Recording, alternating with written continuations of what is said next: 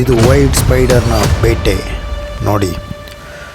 ಒಂದು ಹುಳ ಅದಕ್ಕೆ ಸಿಕ್ಕ ತಕ್ಷಣ ಅದು ಹೇಗೆ ತನ್ನ ಬಲೆಯಿಂದ ಚಾಕಚಕ್ಯತೆಯಿಂದ ಅದನ್ನು ವಶಪಡಿಸಿಕೊಳ್ಳುತ್ತದೆ. ಇಲ್ಲಿ ನೋಡಿ, ಸೈಜ್ ಚಿಕ್ಕದಾದರೂ ಸಹಿತ ಅದರ ಒಂದು ಜಾಲ ಮತ್ತು ಅದರ ಒಂದು ಕೌಶಲ್ಯದಿಂದ ಎಂತಹ ಪ್ರಾಣಿಯನ್ನಾದರೂ ಕೂಡ ಪಳಗಿಸಬಹುದು. ನೋಡಿ, ಆ ಬೇಟೆಯ ವಿಧಾನವನ್ನು ನೋಡ್ಕೊಳ್ಳಿ. ಅದು ತನ್ನ ಜೇಡರ ಬಲೆಯಲ್ಲಿ ಬಂಧಿಸಿ ಆ ಬೇಟೆಯನ್ನು ಸಂಪೂರ್ಣವಾಗಿ ತನ್ನ ಹಿಡಿತದಲ್ಲಿ ತೆಗೆದುಕೊಳ್ಳೋದಕ್ಕಾಗಿ ಅದು ಹೋರಾಟವನ್ನು ಮುಂದುವರಿಸ್ತಾ ಇದೆ.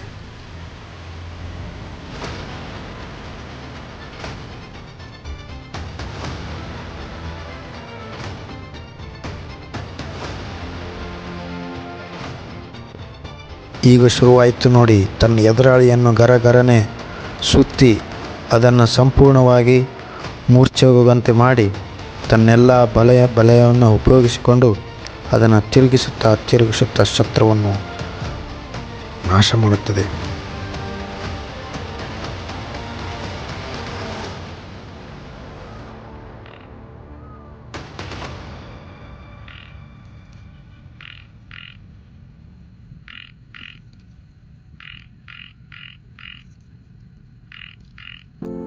ಹೋರಾಟ ಅಂತ್ಯ, ಜೇಡರ ಬಲೆಯ ವಿಜಯ. ಇದೇ ಸೃಷ್ಟಿಯ ನಿಯಮ. ಇಲ್ಲಿ ಬೇಟೆಯು ಬೇಟೆಯಾಗಬಹುದು, ಬೇಟೆಗಾರನು ಕೂಡ ಬೇಟೆಯಲ್ಲಿ ಸುಳಿಯಬಹುದು.